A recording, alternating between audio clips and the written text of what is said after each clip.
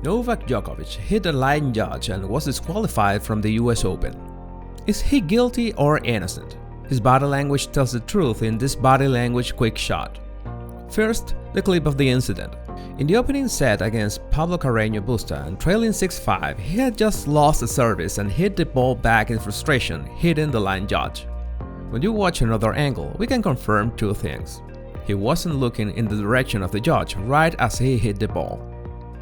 Also, he follows the ball with his eyes, and then you can see his expression of actual surprise when he saw he had just hit the line judge accidentally.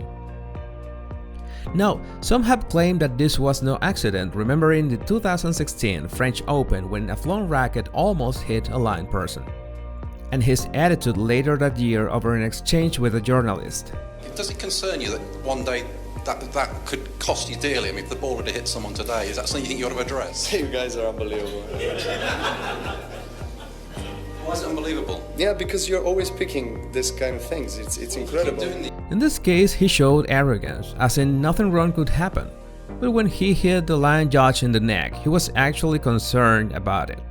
He tried to convince the judges that he didn't mean it and that he was really sorry, but he committed 3 body language mistakes that made his apology look fake.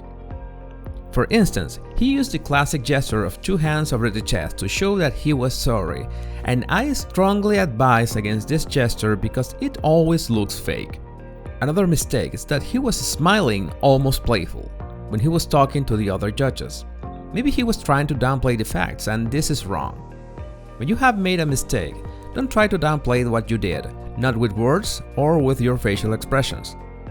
Understand that the situation is serious and keep your facial expressions neutral. Never say things like, "It was nothing" or "I didn't mean it." The only affirmation that you should say is, "I'm really sorry." Besides that, if someone says something in the lines of, "You're being disqualified," ask a question that reframes what happened. For example, "Are players disqualified for accidents?"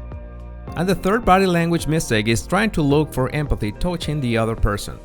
I've talked before of how important it is a subtle touch of the arm to build empathy.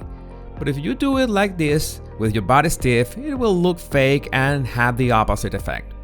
Do you think Djokovic could have talked himself out of this? Please share it in the comments. And don't forget to subscribe so you don't miss any of my body language analysis and tips.